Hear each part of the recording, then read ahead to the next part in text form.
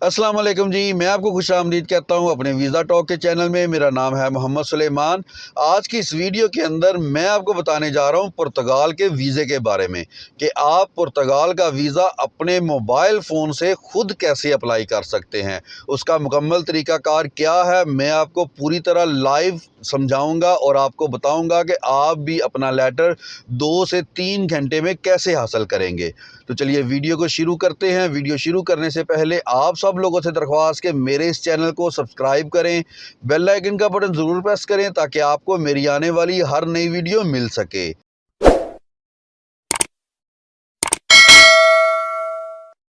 जैसा कि मैं आपको बता दूं कि अगर आप भी अपना पुर्तगाल का वीज़ा अप्लाई करना चाहते हैं बगैर किसी एजेंट के, बगैर किसी लैपटॉप के, बगैर किसी कंप्यूटर के, और आप चाहते हैं कि आप ये लेटर 2 से 3 घंटे में हासिल कर लें, तो आप इस वीडियो को एंड तक लाजमी देखिएगा ताकि आपको पूरी तरह समझ आ जाए। वीडियो को लाइक और शेयर लाजमी कर दिया करें ताकि दूसरे लोग भी इससे फ़ायदा उठा सकें। और मैं आपको ये बताता चलूँ कि अगर आपका कोई भी सवाल हो आप मुझसे व्हाट्सएप पर रब्ता कर सकते हैं। मेरा व्हाट्सएप नंबर डिस्क्रिप्शन के अंदर मौजूद है, या आप मुझे कमेंट बॉक्स में जाके भी रब्ता कर सकते हैं। चलिए चलते हैं मोबाइल फ़ोन की स्क्रीन पर और आपको बताते हैं कि आपने सबसे पहले फॉर्म कैसे फिलअप करना है। मैंने अपनी डिस्क्रिप्शन के अंदर 2 लिंक दिए हुए हैं। सबसे पहले आपने ऊपर वाले लिंक पे क्लिक करना है और अभी जो मैं आपको फॉर्म फिलअप करना सिखाऊंगा उस फॉर्म को आपने फिलअप कर लेना है। चलिए आइए मोबाइल फ़ोन की स्क्रीन पर। जी, तो सबसे पहले आपने अपना गूगल क्रोम ओपन करना है। गूगल ओपन करने के बाद जो आपने लिंक कॉपी किया होगा उसको आपने यहाँ पेस्ट करके ओपन कर लेना है। जब आपका लिंक ओपन हो जाएगा आपके पास कुछ इस तरह से पेज ओपन होके आ जाएगा। यहाँ से आपने क्या करना है, ये जो लिंक आप देख रहे हैं इसके ऊपर आपने क्लिक कर देना है। जैसे ही आप इसके ऊपर क्लिक करते हैं तो आपके पास कुछ इस तरह से वेबसाइट ओपन होके आ जाएगी। ये एक फॉर्म बना हुआ है, इस फॉर्म को आपने फ़िलअप करना होता है। कैसे फ़िलअप करना है मैं आपको जूम करके दिखा रहा हूँ। यहाँ पे आप देख सकते हैं कि रेड कलर का स्टार बना हुआ है। जहाँ जहाँ रेड कलर का स्टार है इसका मतलब है कि आपने वहाँ पे इंफॉर्मेशन देनी ही देनी है। ये कोई बहुत मुश्किल काम नहीं है, ये बिल्कुल एक सिंपल सी इंफॉर्मेशन मांग रहा है यहाँ पे आपसे। यहाँ पे आपने अपना नाम लिखना है, उसके बाद सरनेम लिखना है, फिर आपने लिख देनी है अपनी डेट ऑफ बर्थ, उसके बाद अपने पासपोर्ट का नंबर लिख देना है, फिर आपने लिख देनी है आपके पासपोर्ट की इशुएंस डेट, उसके बाद आपने यहाँ पे लिख देनी है वैलिडिटी कि आपका पासपोर्ट कब तक वैलिड है। उसके बाद यहाँ पे आपने लिखनी है अपनी नेशनैलिटी। उसके बाद नीचे आपको मैं दिखा देता हूँ जूम करके भी, यहाँ पे कंट्री ऑफ रेजिडेंस लिखा हुआ है। जो कंट्री ऑफ रेजिडेंस का मतलब ये है कि इस टाइम आप कहाँ से अप्लाई करना चाहते हैं। आप कतर में हैं, दुबई में हैं, इंडिया में हैं, बहरीन में हैं, सऊदी अरब या पाकिस्तान, आप कहाँ से अप्लाई करेंगे आपने उस कंट्री को सिलेक्ट कर लेना है। इसके बाद आ जाती है जी आपकी ईमेल। जो ईमेल आईडी है आप कोशिश किया करें कि आप वो लिखें जो ऑलरेडी एक्टिव ईमेल हो, ताकि ये लोग जब भी आपको मेल करें आपको रिसीव हो सके। बहुत सारे लोगों को अपनी ईमेल का पता नहीं होता है तो वो कुछ भी यहाँ पे लिख देते हैं। इसके बाद सेक्शन आ जाता है जी स्कूल का, कि आपने स्कूलिंग जो है वो किस साल में अपनी कंप्लीट की है, तो आपने यहाँ पे वो लिख देना है। इसके बाद जब आप नीचे जाएंगे तो आप देख सकते हैं कि यहाँ पे बहुत सारी जॉब्स लिखी हुई हैं कि आप कौन सी जॉब कर सकते हैं, किस तरह की जॉब यहाँ पे करना चाहते हैं, तो उस हिसाब से आपने अपनी जॉब को सिलेक्ट कर लेना है। उसके बाद जब आप इसको स्क्रॉल डाउन करेंगे तो नीचे वो आपसे पूछ रहा है कि आपका जो प्रोफेशनलिज्म है वो किस जॉब में है, तो आपने यहाँ पे सिंपल उस जॉब के ऊपर कर देना है जिस जॉब को आप प्रोफेशनल तरीके से करते हैं।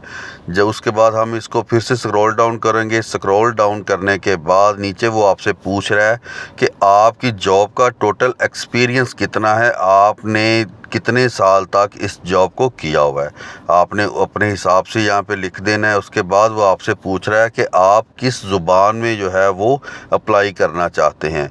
तो बहुत सारे लोगों को तो इनकी ज़ुबानें आती नहीं है, ना स्पेनिश आती है, ना फ्रेंच आती है, ना पुर्तगाल की नेशनल लैंग्वेज आती है, तो आप इंग्लिश भी सिलेक्ट कर सकते हैं। उसके बाद नीचे अदर भी लिखा हुआ है, अगर आप अदर पे करते हैं तो उसमें आप उर्दू भी ऐड कर सकते हैं, या अगर आपको अरबी आती है तो आप अरबी भी ऐड कर सकते हैं। आपने अपने हिसाब से लिख देना है। इसके बाद वो आपसे पूछ रहा है जी कि हम आपसे किस लैंग्वेज में कॉन्टैक्ट कर सकते हैं। तो यहाँ से आपने वो लैंग्वेज चूज़ करनी है जिस लैंग्वेज में आप चाहते हैं कि वो आपसे रब्ता करें।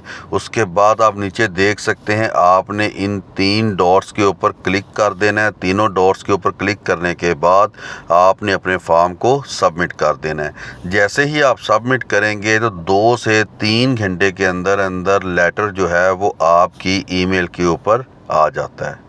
जी, तो जैसा कि मैं आपको बता दूं कि जब आप इस फॉर्म को फिलअप कर लेते हैं तो फिलअप करने के बाद 2 से 3 घंटे के अंदर अंदर ही इसका लेटर जो है वो आपकी ईमेल के ऊपर आ जाता है।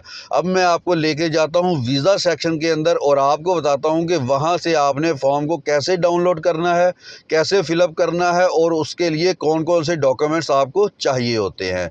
चलिए चलते हैं दोबारा से मेरे मोबाइल फ़ोन की स्क्रीन के ऊपर और आपको बताते हैं कि आपने इस फॉर्म को कैसे फिल करना है। इसके बाद आपने क्या है जी, आपने दोबारा गूगल के ऊपर जाना है। गूगल के ऊपर जाने के बाद आपने जो लिंक कॉपी किया होगा उसको आपने पेस्ट कर देना है। पेस्ट करने के बाद मैं आपको बता दूं कि कुछ इस तरह से आपके पास वेबसाइट ओपन होके आ जाएगी। उसके बाद आपको करना क्या होगा कि आप इसको जब जूम करेंगे तो आपको मैं दिखा देता हूं। यहाँ पे 3 लाइनें बनी हुई हैं ब्लैक कलर में, इसके ऊपर आपने क्लिक कर देना है। क्लिक करने के बाद आपने सिंपली यहाँ पे जाना है सेकंड नंबर वाली ऑप्शन पे, शॉर्ट स्टे वीज़ा, ठीक है। इसके ऊपर आप क्लिक करेंगे। उसके बाद आपने चले जाना है जनरल इन्फॉर्मेशन के अंदर। जैसे ही आप जनरल इन्फॉर्मेशन को क्लिक करेंगे तो यहाँ पे आप देख सकते हैं कि एप्लीकेशन फॉर्म्स लिखे हुए हैं। इसके ऊपर आपने क्लिक करना है। क्लिक करने के बाद आपके पास कुछ इस तरह से पेज ओपन होके आ जाएगा। इसके बाद यहाँ पे देखें लैंग्वेज है, उसके बाद फॉर्म लिखा हुआ है। तो आपने क्या करना है, आपने अपने हिसाब से इसकी लैंग्वेज पे जाना है कि आप किस लैंग्वेज में फॉर्म को फिलअप करना चाहते हैं। तो अभी मैं इंग्लिश को करता हूँ। उसके बाद देखें ये ई वीज़ा लिखा हुआ है और ऊपर फॉर्म लिखा हुआ है।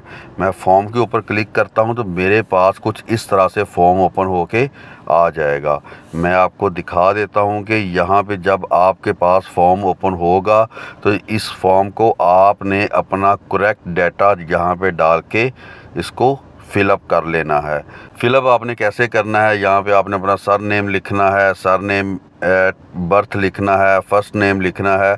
यहाँ पे एक नॉर्मल डाटा उसने मांगा हुआ है कि आप यहाँ पे अपना पूरा बायोडाटा लिख दें। ये टोटल 5 पेज हैं। इसके 5 पेज के आपने इसको मुकम्मल तौर पे फिलअप करके यहाँ पे आप देख सकते हैं एंड पे आपने अपने सिग्नेचर करके इसको सबमिट कर देना है। तो ये हो गया जी आपके वीज़ा का फॉर्म फिलअप करने का तरीका। जैसा कि आपने देख लिया है कि आपने इस फॉर्म को कैसे फिलअप करना है, आपने वीज़ा फॉर्म को कैसे फिलअप करना है। अब मैं आपको बता देता हूं इनके डॉक्यूमेंट्स के बारे में। आपको चाहिए होता है जी अपना पासपोर्ट, कम से कम 6 महीने की वैलिडिटी लाजमी होनी चाहिए। इसके बाद आपके पास 2 वाइट बैकग्राउंड तस्वीरें होनी चाहिए जो कि बहुत फ्रेश हों। नई तस्वीरें आप बनवा लिया करें जो कि HD में बनी हुई होनी चाहिए। इसके बाद आपके पास जो है वो 30,000 यूरो की जो इंश्योरेंस है वो होनी चाहिए। 30,000 यूरो का नाम सुनते ही बहुत सारे लोग घबरा जाते हैं। मैं आपको बता दूं कि 30,000 यूरो का मतलब है आपने 30,000 यूरो नहीं देने होते, आपने सिर्फ 10 से 15,000 रुपये देने होते हैं किसी भी इंश्योरेंस एजेंट को। वो आपको 30,000 यूरो की इंश्योरेंस जो है वो बना के दे देता है। इसके बाद आ जाती है जी आपकी bank statement.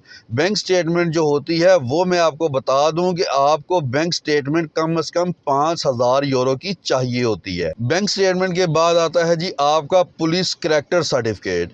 Police character certificate आपका 3 महीने से ज़्यादा पुराना नहीं होना चाहिए।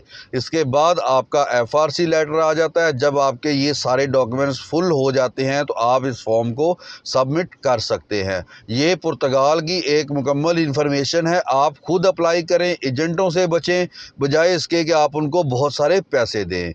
तो चलिए मिलते हैं अपनी नेक्स्ट वीडियो में नेक्स्ट टॉपिक के साथ।